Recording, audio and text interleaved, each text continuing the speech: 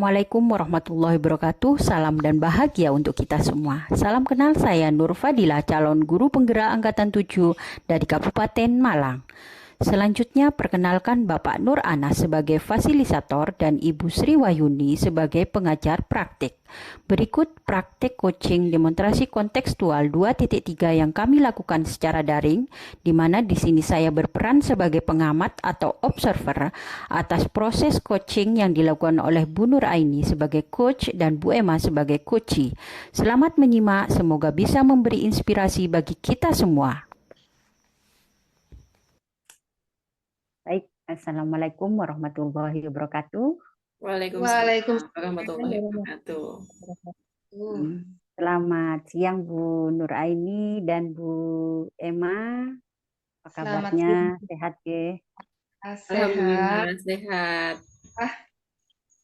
Baik, hari ini kita akan melakukan praktek coaching. Nanti Bu Nur Aini akan bertindak sebagai coachnya dan Bu Emma bertindak sebagai coachinya, dan saya sendiri akan bertindak sebagai observer atau pengamat. Nah, sebagai pengamat saya akan melakukan 3 sesi dulu. Yang pertama yaitu melakukan tanya jawab dengan coach sebagai pasca observasi, kemudian nanti saya akan melakukan pengamatan, kemudian yang ketiga nanti saya akan setelah coaching saya akan melakukan tanya jawab dengan coach lagi pasca observasi. Nah, di dalam praktek coaching ini saya ingin menyampaikan rubrik penilaian yang akan saya lakukan. Yang pertama yaitu belum dilakukannya tahapan-tahapan coaching, kemudian yang kedua itu sudah dilakukan namun belum sesuai dengan prinsip coaching, kemudian yang terakhir yaitu sudah dilakukan dan sesuai dengan prinsip-prinsip coaching. Prinsip-prinsip coachingnya itu sendiri yaitu kemitraan, kemudian proses kreatif, dan juga memaksimalkan potensi coaching. Begitu nggih, Bapak Ibu-ibu? Inggih, Bu.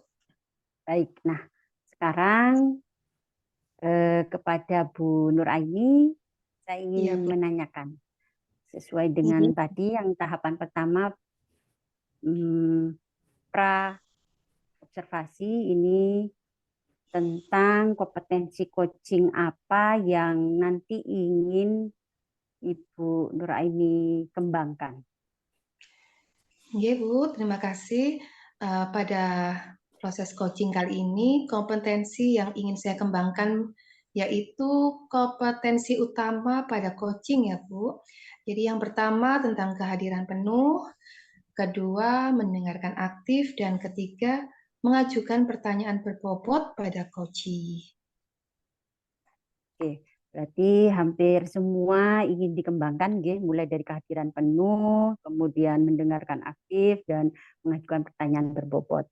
Nah, kemudian dari ketiga kompetensi yang ingin Ibu kembangkan, di bagian kompetensi mana yang secara spesifik ingin Ibu saya observasi?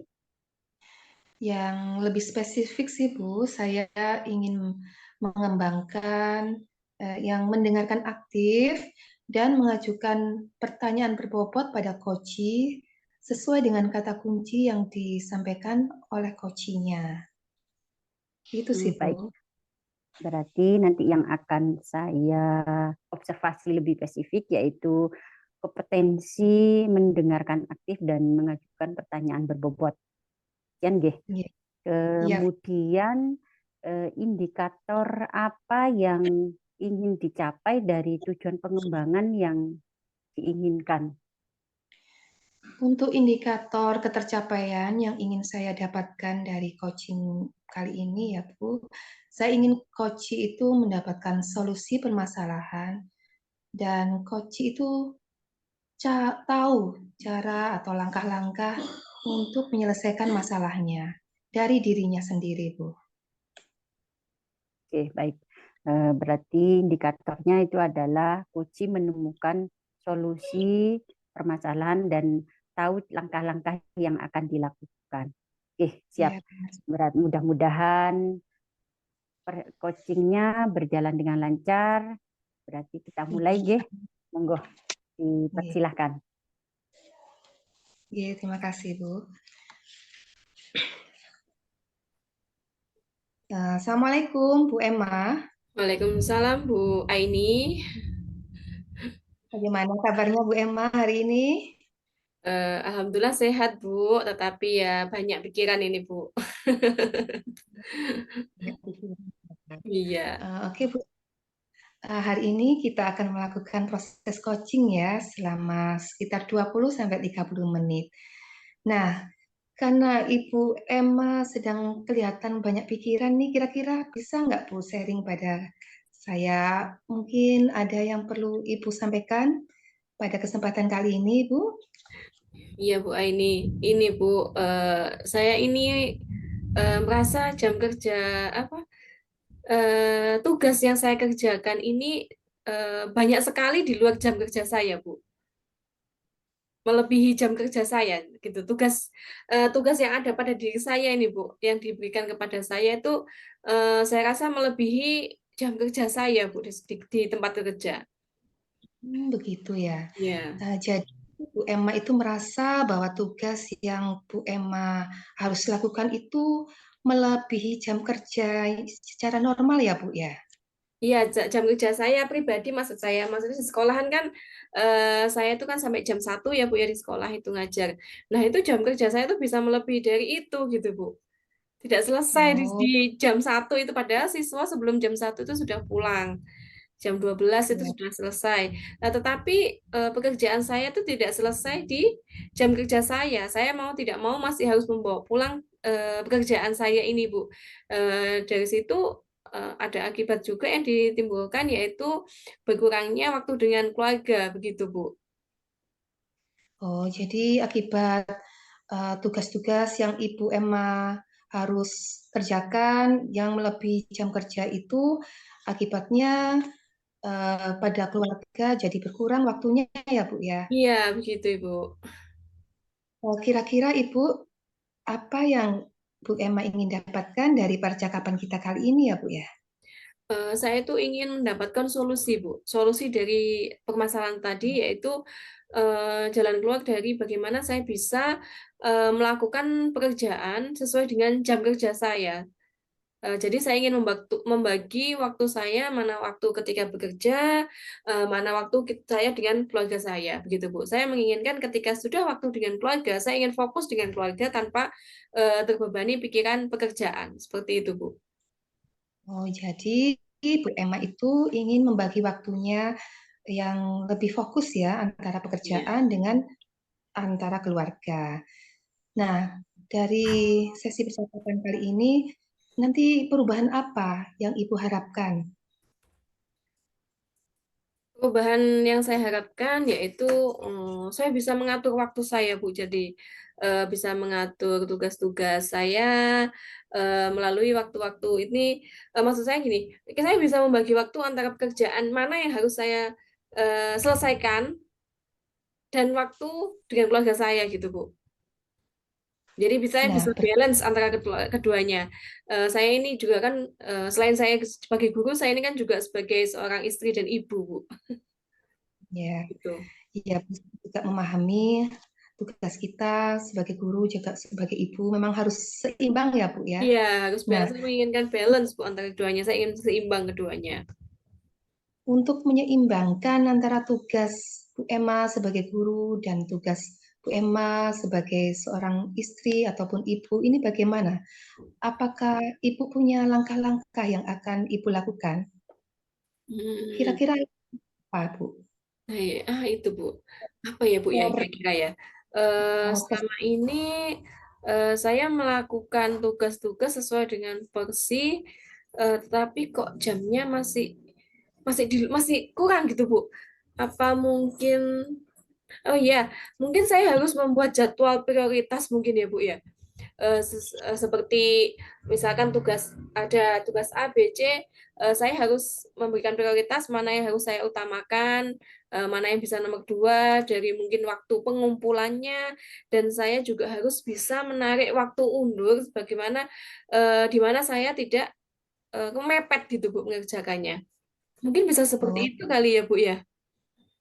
jadi strategi yang akan Bu Emma lakukan di antaranya yaitu membuat jadwal prioritas pengerjaan tugas ya Bu Emma. Iya. Selain membuat jadwal prioritas tugas tersebut dan mengerjakannya sesuai deadline-nya, adakah langkah-langkah yang akan Ibu lakukan lagi? Langkah selanjutnya, setelah saya membuat jadwal, saya akan mengerjakan sesuai dengan prioritasnya, Bu. Jadi mana yang harus lebih dahulu dikerjakan dan mana yang nomor dua yang bisa dikerjakan. Jadi saya akan menarik waktu undur. Jadi tidak mepet begitu, Bu, mengerjakannya. Jadi saya rasa dengan seperti itu, saya bisa membagi waktu saya di mana pekerjaan ini bisa selesai ketika jam kerja saya dan ketika jam di luar kerja saya bisa fokus dengan keluarga saya. Begitu mungkin, Bu. Oh iya, bagus sekali Ibu. Kira-kira kapan ini Ibu akan memulai untuk membuat jadwal prioritas tugas yang harus dikerjakan ini, Bu? Mungkin setelah kegiatan kucing ini, Bu, saya akan langsung membuat jadwal prioritas saya, Bu. Kebetulan kan lagi banyak juga pekerjaan yang harus saya selesaikan, jadi saya segera bisa membuat jadwalnya dan tugas mana yang harus saya selesaikan lebih dahulu agar saya bisa membagi waktu saya. Seperti itu, Bu. Hebat sekali. Saya salut kalau Bu Emma sudah ini ya me- memberdayakan diri akan membuat jadwal prioritas tugas. Kira-kira Bu Emma benar-benar akan komitmenkah dengan prioritas tugas yang Bu Emma nanti sudah buat? Iya Bu, saya komitmen saya akan selain membuat jadwal, saya tidak akan berhenti di membuat jadwal. Saya akan melaksanakan sesuai dengan jadwal tersebut, Bu. Saya akan Iya, mengikutinya. iya. Semoga setelah ini Bu Emma benar-benar bisa benar membagi waktu ya antara tugas dengan sebagai guru dan tugas sebagai ibu rumah tangga. Ibu, kira-kira setelah percakapan ini, apa yang Ibu dapatkan? Nah, dari percakapan ini saya mendapatkan solusi, Bu. Solusi dari permasalahan yang saya ungkapkan di awal tadi, itu permasalahan saya membagi waktu saya di mana jam kerja saya yang melebihi eh, pekerjaan saya melebihi jam kerja saya. Nah, solusinya yaitu saya harus bisa mengatur jadwal, saya bisa membuat jadwal prioritas tugas sesuai dengan prioritas mana yang harus lebih dahulukan. Seperti itu, Bu. Oke. Kira-kira mulai kapan ya Bu melaksanakan langkah-langkah tersebut Bu? Setelah ini, Bu, setelah kegiatan kucing ini, saya langsung akan membuat jadwalnya, Bu. Luar biasa. Iya, Bu Bu. Emma, setelah kita melakukan proses coaching ini, bagaimana perasaan Bu Emma? Perasaan saya sangat lega sekali, Bu. Saya sangat senang saya menemukan solusi dari permasalahan saya ini, Bu. Alhamdulillah Bu Emma sudah menemukan solusi dari kesalahannya Ibu. Semoga ke depannya Bu Emma benar-benar bisa melaksanakan jadwal prioritas tugas tersebut nih Bu. Iya, Bu. Terima kasih Nah, Bu Aini untuk waktunya dan untuk apa ya membantu saya ini Bu menemukan gagasan-gagasan atau ide-ide saya ini Bu. Ibu, eh, ya saya kira begitu saja ya Bu. Kita akhiri dulu proses coaching kali ini. Semoga lain waktu kita bisa ngobrol-ngobrol lagi untuk permasalahan yang lain nih Bu. Baik Bu Aini, terima kasih banyak untuk waktunya. Sama-sama Ibu. Wassalamualaikum warahmatullahi wabarakatuh. Waalaikumsalam warahmatullahi wabarakatuh. Baik, sebelumnya selamat saya ucapkan kepada Bu Nur Aini dan Bu Emma atas proses coaching yang sudah terlaksana dengan baik dan lancar, memukau bagi saya. Sekarang Nah, untuk Bu Nur Aini oke. dari proses coaching yang sudah dilaksanakan, apa yang sudah dilaksanakan pada saat proses coaching yang menjadi indikator pengembangan Bu Nur Aini dalam mendengarkan aktif dan mengajukan pertanyaan berbobot, seperti pernyataan Bu Nur Aini di awal pada pra observasi tadi. Iya, Bu. Terima kasih atas pertanyaannya. Jadi tadi selama coaching saya rasa saya sudah melakukan sesuai alur Tirta ya, Bu ya. Jadi saya sudah menanyakan tujuan, identifikasi masalah, rencana aksi, dan tanggung jawab. Kemudian untuk menggali potensi dari coaching tersebut, saya menanyakan beberapa pertanyaan yang berbobot sesuai dengan kata kunci yang disampaikan oleh coach saya. Sehingga coach bisa menemukan solusi permasalahannya sendiri, Bu. Baik, jadi indikatornya untuk mendengarkan tadi Ibu sudah melakukan sesuai dengan alur tirtanya, kemudian untuk pertanyaan berbobotnya Ibu sudah mengajukan pertanyaan-pertanyaan berdasarkan kata-kata kunci yang diberikan oleh Puji. Baik, luar biasa Bu. Dan juga melalui pengamatan tadi yang sudah saya lakukan, saya juga mau menyampaikan catatan-catatan hasil dari observasi saya, yaitu Bu Nur Aini tadi dalam melakukan coaching itu memang benar sudah terlihat melakukan coaching sesuai dengan alur kita, sudah tersampaikan tujuannya, sudah teridentifikasi permasalahan dengan tepat, kemudian Bu Nuraini juga sudah mampu menggali rencana aksi dan meminta komitmen coaching.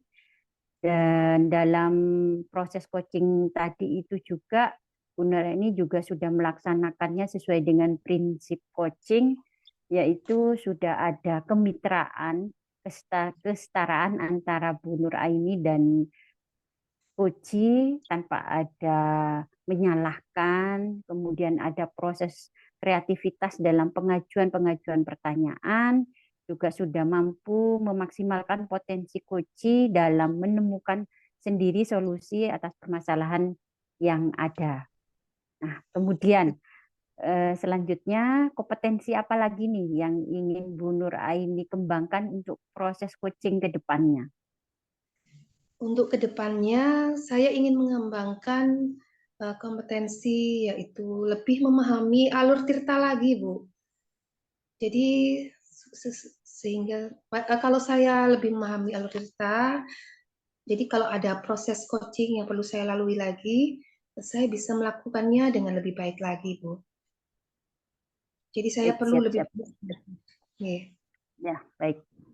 Siap, betul. Ya, berarti untuk kedepannya Ibu ingin lebih memahami lagi alur tirta, kemudian dengan cara mempraktikkan lebih sering, Bu. Praktek-praktek coaching. Jadi tidak hanya untuk Ibu, kita semua juga perlu terus berlatih melakukan praktek-praktek coaching sesuai dengan alur kita yang baik. Baik, sepertinya kita cukupkan untuk proses kali ini. Kalau begitu saya ucapkan banyak terima kasih untuk Bu Nur Aini dan Bu Emma. Salam dan bahagia untuk semuanya. Wassalamualaikum warahmatullahi wabarakatuh. Waalaikumsalam warahmatullahi wabarakatuh.